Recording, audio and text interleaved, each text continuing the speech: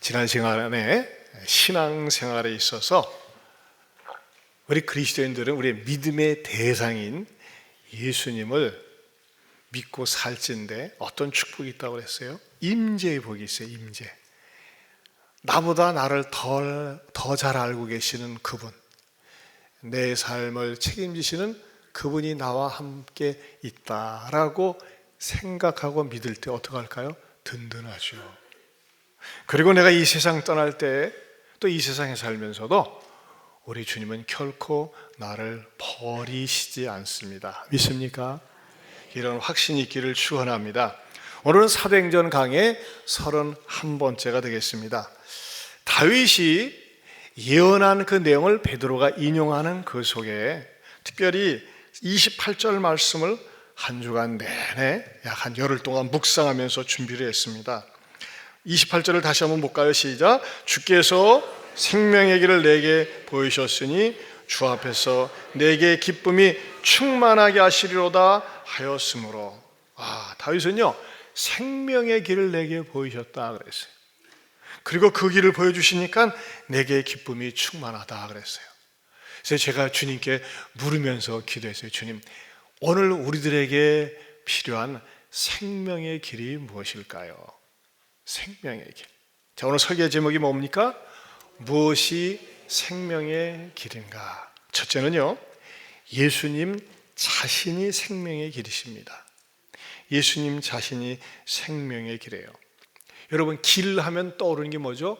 도로 표지판입니다. 이정표죠.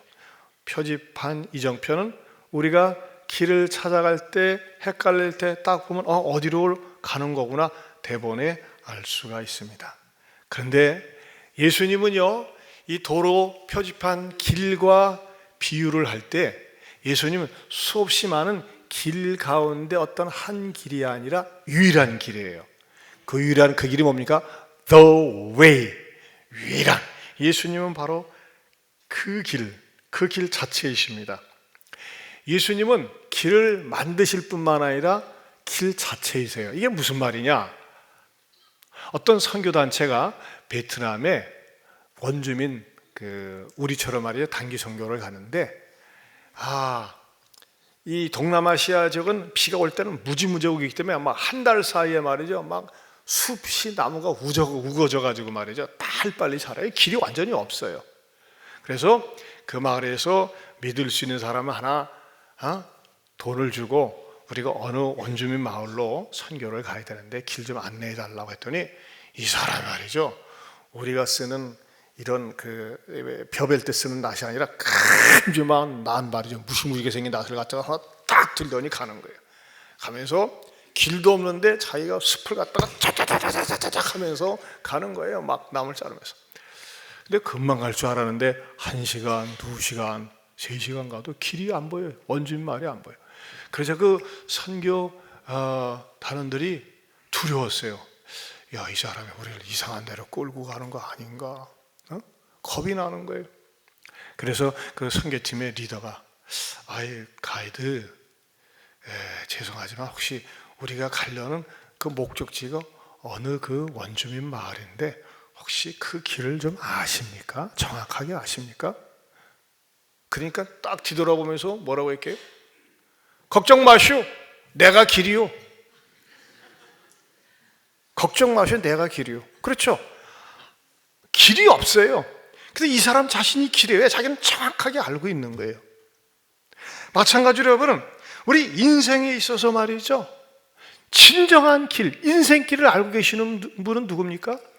예수님이세요. 요즘은 이게 첨단 기기 과학이 발달돼 가지고 승용차를 타고 낯선 곳을 찾아갈 때 뭐만 따당 누르면 됩니까? 내비게이션. 옛날 내비게이션 없었을 때는 어떻게 살았나 몰라. 자, 가다가 내려가지고 여기 어떻게 가야 됩니까? 어디입니까? 물어. 그래서 옛날에는 그런 말이 유행했죠. 아는 길도 물어가라. 지금은 내비게이션만 있으면 돼요. 내비게이션과 그 안에 들어있는 아가씨. 간단합니다. 근데 제가 볼 적에는 내비게이션이 친절해도 너무 친절해. 어느 때는 그 아파트 어디 가는데 뭐가 있습니다. 와, 어쩌면 그렇게 꼼꼼하게 친절한지 모르겠어요. 여러분, 어떻게 그런 일이 일어날 수가 있죠? 그것은 말이죠, 저 인공위성에서 위성 항법 장치를 통해서 딱 이게 전파가 내비게이션에 도달이 되니까 우리는 딱 누르기만 하면 그 따라만 가면 되는 거예요.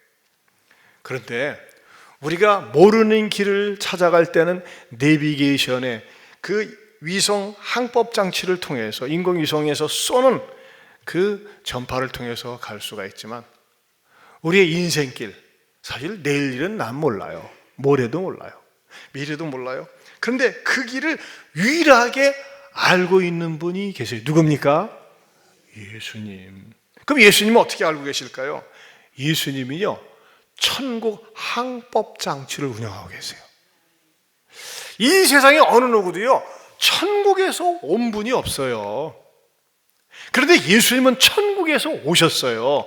천국에서 이 땅에 오셔가지고 천국 항법 장치를 갖다가 탁 쏘는데, 중요한 건 뭐냐면은 천국 항법 장치에서 암만 쏴도 내비게이션하고 연결이 안 돼 있으면 뭐예요? 길을 못 찾아가는 것처럼 우리 인생의 내비게이션이 있어야 돼요. 그리고 인생의 내비게이션이 천국 항법 장치하고 이게 딱 맞아야 돼. 그러면 우리 인생에 있어서 천국 항법 장치에 그 주파수하고 맞출 수 있는 그 내비게이션이 뭘까? 그게 바로 크로스 내비게이션이라고, 십자가 내비게이션이에요. 십자가 내비게이션. 십자가 내비게이션이 뭐냐? 여러분, 내가요 아무리 천국 가고 싶어가지고 공부하고 노력하고 선행을 쌓고 그래도요, 절대 하나님 나라의 천국에 갈 수가 없어요. 내 의를 가지고, 내 지식을 가지고. 그런데 예수님이 이 땅에 오셨는데 그냥 오신 것이 아니라 나의 죄, 모든 인류의 죄를 위해서 십자가에 죽으시고 3일 만에 부활하셨다고 하는 그 장치를 내 안에 딱 심어 놓으면은 어떻게 돼요? 천국 항법 장치하고 연결이 되는 거예요. 아주 신비하죠? 내비게이션 설명을 비유하니까 아주 이해가 잘 되죠? 천국 항법 장치가 내 안에 있어야 돼요. 그럼 어떤 사람들에게는 그 십자가 내비게이션이 없는 거예요. 십자가 내비게이션이 내 안에 있다. 그게 뭡니까? 예수님이 나의 죄를 위해서 십자가에 죽으시고 3일 만에 부활하셨다고 하는 것을 내가 믿음으로, 입술로 시인하고 마음으로 받아들일 때 바로 내 영혼의 영적인 내비게이션이 작동이 되면서 천국 그 항법 장치하고 연결이 되어서 내가 안심하고 평강의 길을 가게 되는 줄로 믿습니다. 중요한 건 뭐냐? 중요한 건 이거예요. 예수님은 위대한 성인이 아니라 예수님이 유일하게 나의 죄를 위해서 십자가에 죽으시고 3일 만에 부활하셨습니다. 나는 이것을 믿습니다. 받아들입니다 하면서 따따따따 누르면은 하나님께서 내 갈 길을 밝히 인도하여 주시리라 믿습니다. 그게 바로 뭐예요? 복음의 내비게이션, 십자가 내비게이션이에요. 이런 장치가 믿음으로 여러분들의 마음속에 딱 심겨져 있기를 주님의 이름으로 축원합니다. 공자는 이런 말을 했어요. 아침에 도를 들으면 저녁에 죽어도 좋다 그랬어요. 그 공자는 평생 도 듣기를 원했어요. 유명한 철학자 소크라테스는 자신의 무지함을 아는 것이 진정으로 아는 것이다. 그래서 너 자신을 알라 그랬잖아요. 자, 이런 사람들은 뭐예요? 자기 한계를 안다는 거예요. 연약함을 안다는 거예요. 근데 예수님은 아주 단호하게 분명하게 말씀하셨어요. 요한복음 14장 6절 다 같이 시작. 예수께서 이르시되 내가 곧 길이요 진리요 생명이니 나로 말미암지 않고는 아버지께로 올 자가 없느니라. 뭐 애매모호하지 않아요? 내가 곧 길이다 이거예요. 길이다 이거예요. 그래서 그 예수님을 받아들이면은 우리 예수님께서 내 인생을 책임져 주시리라 믿습니다. 이 말씀은 어떤 배경에서 나왔느냐? 요한복음 14장 6절에서 나왔는데, 요한복음 14장 1절에는 제자들이 근심을 많이 하고 있으니까 너희는 마음에 근심하지 말라. 하나님을 믿으니 또 나를 믿으라. 내가 너희를 위하여서 처소를 예비하러 간다고 하면서 이 말씀을 주신 거예요. 여러분, 우리가 인생을 살면서 근심, 두려움, 염려가 있지만 그것을 주님께 위탁하고 맡기고 주님을 모셔드리고 받아들일 때 어렵고 힘든 길, 바른 길로 인도해 주시리라 믿습니다. 여러분, 때로는요 예수님을 믿는 길 속에 들어가면 그 길이 좁고 또 험하고 또 이게 험해 보이고 찾는 이가 적어서 외로울 수 있어요. 하지만 우리 주님은 그 길 끝에서 우리를 맞아주시리라 믿습니다. 좀 복음 찬양이 있어요.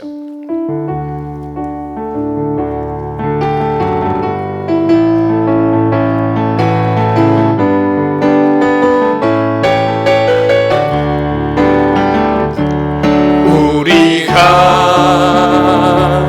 걷는 이 길은 포기에 조금하며 찾는 이 매우 적어서 외롭지만 이 길 끝에는 우리 주님이 계셔 우리를 품에 안아주시리. 세상 사람들 우리들을 보며 어리석다고 조롱하지만 이 길 가는 자마다 영원히 주와 살리라. 우리는 함께 이 길을 선택한 형제자매요 영원한 주의 나라에 백성이기에 서로 도우며 서로 손을 잡아주며 이 길을 함께 걸어갑시다. 세상 사람들 우리들을 보며 어리석다고 조롱하지만 이 길을 가는 자마다 영원히 주와 살리라. 세상 사람들 우리들을 보며 어리석다고 조롱하지만 이 길을 가는 자마다 영원히 주와 살리라. 할렐루야. 뭐 이렇게 부지런히 교회를 다녀 일찍 잠이나 늘어지게 자지. 이 세상 사람들이에요. 세상 사람들은요 우리들로 보면 어리석은 것 같아, 바보 같아. 하지만 우린 뭘 알아요? 우리가 예수님을 믿는 이 길이 유일하게 생명의 길인 줄로 믿기 때문에 옳은 줄로 믿습니다. 따라서 합시다. 예수님만이 유일한 생명의 길입니다. 아멘입니까? 정말이에요. 예수님만이 생명의 길이에요. 예수님께 딱 위탁하고 맡기면요 주님이 알아서 해주세요. 또 무엇이 생명의 길일까요? 기도는 생명의 길로 안내합니다. 기도. 여러분, 생명의 길은 기도의 길이요, 기도의 길은 생명의 길이에요. 사망의 길로 들어가는 사람은 기도하지 않습니다. 기도는 누구를 의지하는 거예요? 하나님을 의지하는 거예요. 기도하지 않는 사람은 누구를 의지하는 거예요? 자기를 의지하는 겁니다. 자기 의지하는 사람 망하게 되어 있습니다. 그러나 기도하는 사람은 생명의 길로 인도함을 받기 때문에 늘 하나님 앞에 엎드려 기도하며, 하나님, 내 갈 길이 막막합니다, 답답합니다, 어둡습니다, 불투명합니다, 곤란합니다. 그럴 때 어떻게 해요? 하나님 앞에 엎드려 기도합니다. 힘들고 어려울 때일수록 기도하는 거예요.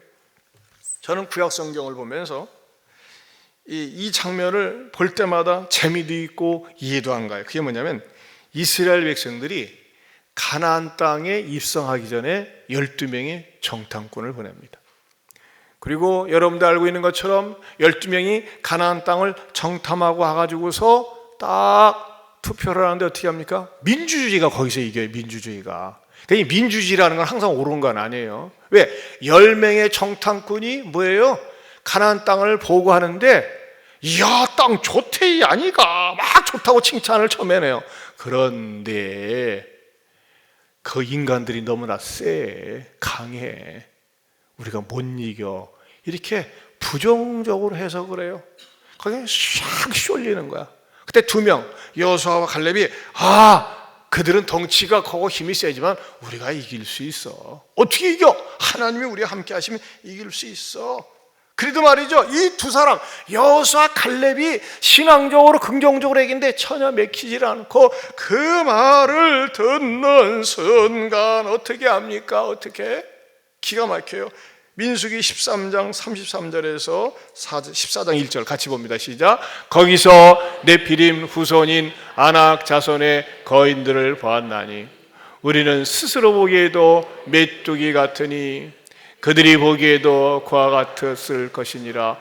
온 회중이 소리를 높여 부르짖으며 백성이 밤새도록 통과. 여기서 보면요, 온 회중이 소리를 높여 부르짖으며 백성이 밤새도록 기도하였더라가 아니에요. 밤새도록 통과했대요. 아이고 이제 죽었어, 끝났어, 인생 끝장이야. 울고불고 난리쳤대요. 뭐 하면서 통곡했겠어요? 원망하면서. 왜 우리를 그곳에 데리고 왔느냐. 저는요 진짜 이해가 안 가요. 여기까지 왔던 이스라엘 백성들은요 애굽에서 10가지 재앙을 통해서 애굽이 쫄딱 많은 거 하는 것을 보았고 홍해를 갖다 말이죠, 물이 섰어. 물이 그것을 갖다 직접 보기도 했고 말이죠, 반석에서 물이 나고 딱 매일 기적을 경험했어요. 여러분 요즘 말이 기온차가 얼마나 심합니까? 근데 이스라엘은요 낮에는 무지무지하게 덥고 밤에는 추워요. 그러니까 그 광야는요 풀 한 포기가 나질 않는 거예요. 못 견뎌서 못 자라는 거예요. 그것이 뭐예요? 낮에는 하나님의 구름 기둥, 밤에는 불 기둥. 낮에는 선선하고 밤에는 말이죠 뭐예요? 구들장 같아, 뜨끈뜨끈하고. 여러분 그 집단 생활이기 때문에 전염병이나 독감만 돌아도야 싹 병 걸려서 죽을 수 있어요. 하나도 전염병이 없었어요. 그렇게 하나님 보여줬는데 기적 속에 살면서도 기적을 잊어버렸어요. 그리고 자기네들에게 어떤 위기가 닥쳤을 때, 부정적인 말을 들었을 때 뭐예요? 기도해야지. 난 내가 볼 때 우리 예한교회 성가대 수준만 못한 것 같아요. 여러분만 못해.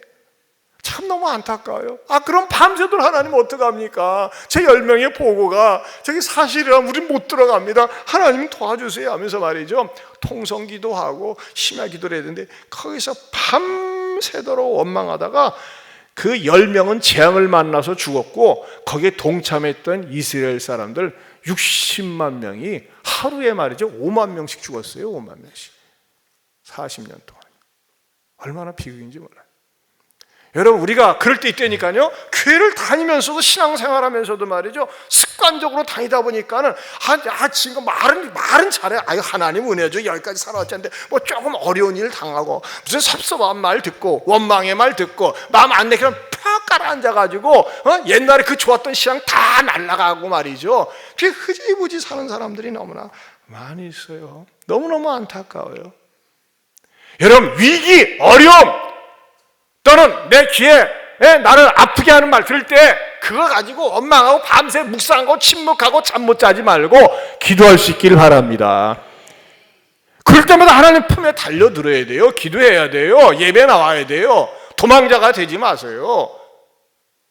어려울수록 힘들수록 예배를 사랑하고 기도할 때 하나님께서 더 좋은 곳으로 반드시 주시리라 믿습니다. 지난주 화요일, 이번 주에요. 화요일 날 지난주 우리 윤상근 집사 부부가 마트 개업 예배를 해달라고 오라고 그랬어요. 그래서 마트라고 그랬어요. 조그맣게 우리 집사님 어느 집사님 하는 것처럼 줄 알았더니 우와, 마트 규모가 400평이야. 400평. 우리 옛날 예배당이 하나가 150평이에요. 그 2채보다 더 큰 거예요. 대형마트예요. 우와, 어떻게 대형마트를 하네. 그래서 예배 딱 드리고 난 다음에 집사님 어떻게 해서 이렇게 집사님, 나도 젊은 양반, 이제 40대 초반인데 대형마트를 더군다나 하게 됐어 했더니 직원이 12명, 한 달에 월세만 1200만 원이야. 와, 나도 이해가 안 가. 했더니 쭉 간증을 하는 거야. 간증을 하는데 감동이 돼. 내가 받아 적지를 못하겠어. 그래서 집사님, 나한테 간증문 좀 보내셔. 참 내가 감동이 돼서 도전 받았는데 한번 내가 우리 성도들한테 같이 은혜 받기 위해서 좀 간증문 보내달라고 했더니 간증문을 보내줬어요. 한번 읽어드릴게요. 저는 약 17년간 근무한 그 마트 직장에서 열심히 일을 하다가 상처를 받고 그만두지 않을래야 그만두지 않을 수가 없었습니다. 보통 이 정도 한 직장에서 근무하다 보면 누가 보더라도 그 사장의 사람으로 인정받게 되고 저 자신 또한 한치 의심과 걱정 없이 잘 지낼 수 있었습니다. 하지만 인간관계란 영원하지 않더군요. 잦은 술자리 강요와 이를 따르지 않으면 온갖 핍박과 폭언을 일삼아 마침내 결국 2015년 8월 사장과 크게 다투고 퇴사하게 되었습니다. 정말 아무런 계획도 준비도 없이 직장을 그만두고 보니 가장으로서의 책임감과 미래에 대한 불안감이 솔직히 엄습해 왔습니다. 그러나 미리 계획해 두었던 가족 여행을 다녀오고 나니 마침 특별 새벽기도의 주간이 시작되었고 제가 오직 붙들리고 매달릴 것은 주님뿐이라는 생각에 간절히 기도했습니다. 그런데 놀라운 일이 발생했습니다. 특세 기간이 끝나기도 전에 새로운 직장에서 연락이 온 것입니다. 그런데 역시 그것도 마트였습니다. 2015년 7월에 새로 오픈한 매장인데 제가 그만두었다는 소식을 듣고 그곳 사장님께서 자네같이 성실하고 부지런하고 진실된 사람이 필요해, 꼭 와서 일해달라고 연락이 온 것입니다.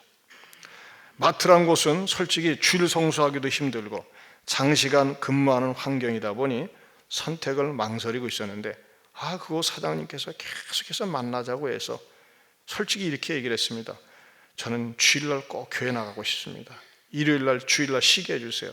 그래 쉬어. 또 근무 시간도 온종일 근무해서 좀 일찍 퇴근하는 것, 그걸 좀 원합니다 했더니 그 조건을 다 받아주겠다는 겁니다. 그리고 저를 믿고 따르는 동료, 아주 성실한 동료 2명 있는데 이 동료도 이전 직장보다 더 좋은 조건으로 입사를 허락해 준다는 것이었습니다.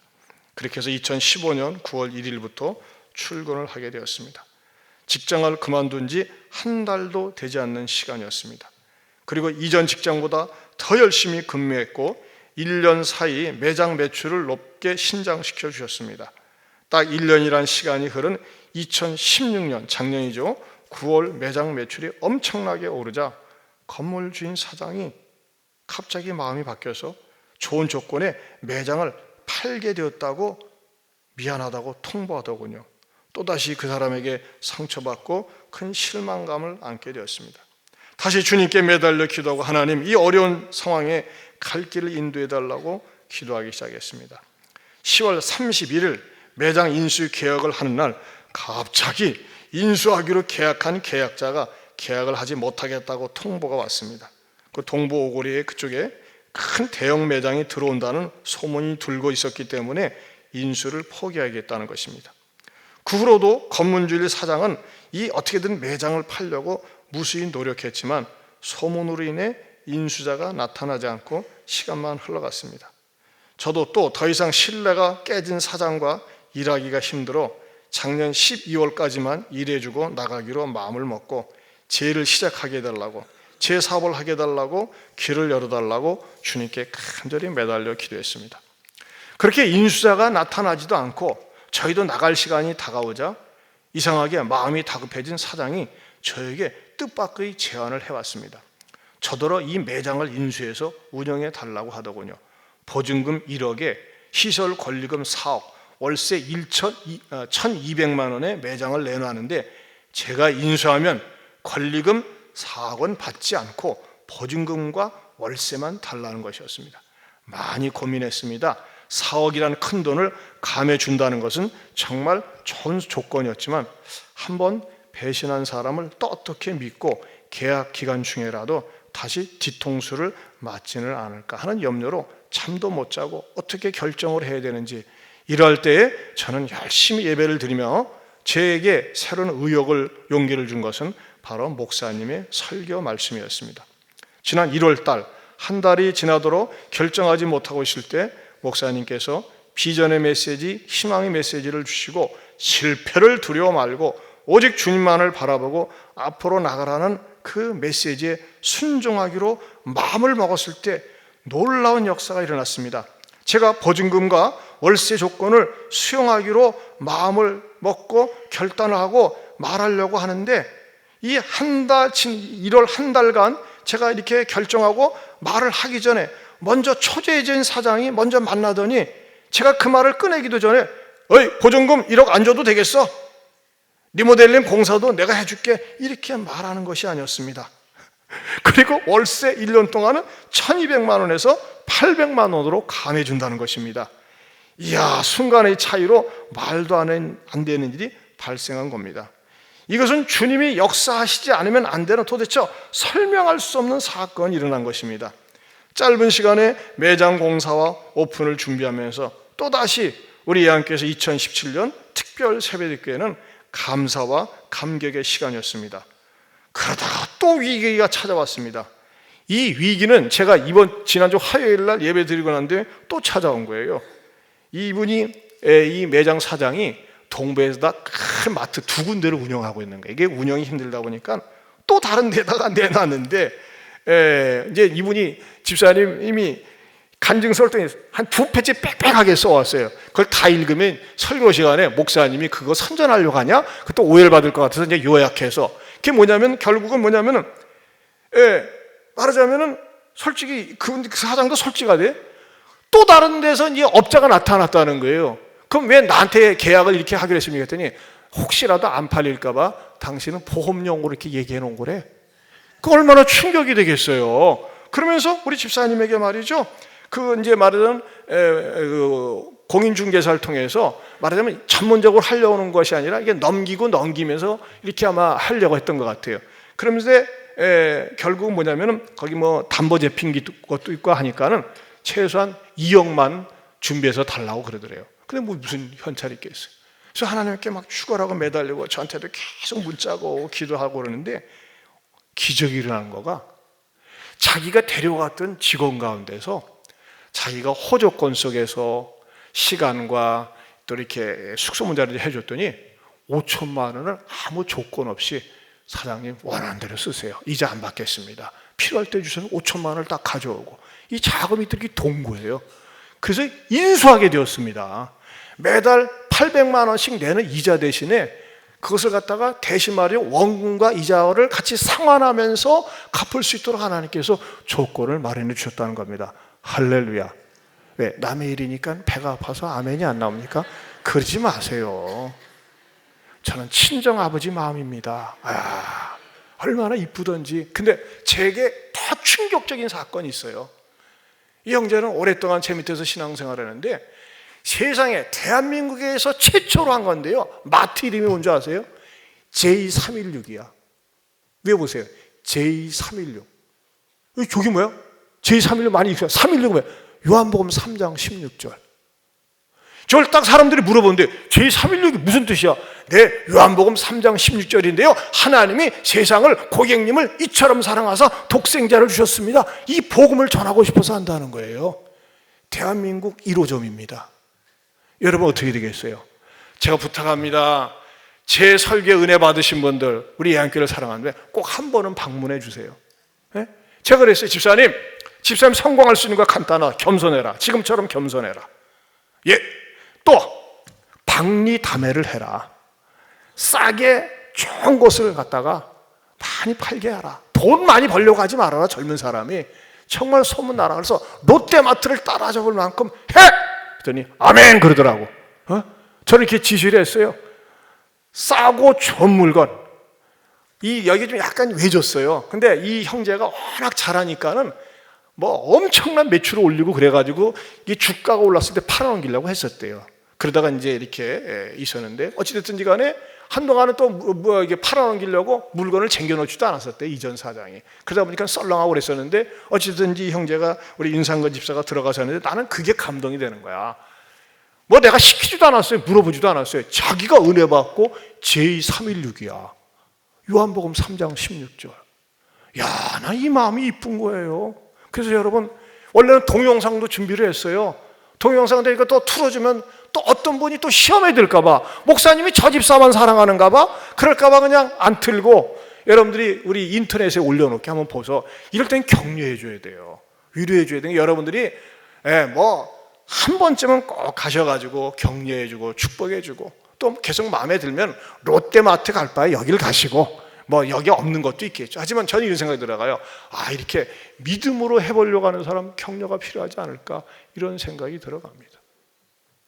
어저께도 우리 집 예배 드린 다음에 고기 천하집 갔어요. 그 집사님이 지하실을 위에서 보면 지하실인데 아래서 보면 1층이야. 목사님 좀 많이 오셔서 예배 드렸으면 좋겠어요. 해서 갔어요. 했더니 거기 무당이 살던 집이야. 그러니까 무당이 살던 집이니까 가서 우리가 영적으로 장악하기 위해서 와서 아주 빡세게 예배를 드렸어요. 예? 그 사진도 집사님 있으면 보여줘봐. 아, 이게 얼마나 좋아하는지. 예? 우리 성도들이 좀 몇 분의 요청을 했더니 다 오셔가지고, 우리 그 고기 천하집도 맛있어요. 이렇게 믿는 사람들은 어려울 때 격려를 해줘야 돼요. 나는 이런 분들이 말이죠, 믿음으로 도전하는 분들에게 우리가 격려하고 위로해 줄 때 서로가 힘이 되는 줄로 믿습니다. 저는요, 저기 가면 어느 교회, 명성교회라고 해서 김사원 목사님은요, 자, 우리 성도가 뭐 개업했는데 좀 팔아줍시다 그러면요, 물건이 동나버린대 그냥. 그래 순종을 잘한대. 싹 쓰시던데요. 누가 뭐 한다, 이렇게 격려해, 이거 필요한 거 아니겠어요? 안 믿는 사람 그래서 좋은 거 아니겠어요? 뭐 늘 알아주라는 게 아니라, 여러분들이 말이죠, 누가 뭐 한다 하면 말이죠, 격려해주고 위로해주는 거 저는 필요하다고 생각이 됩니다.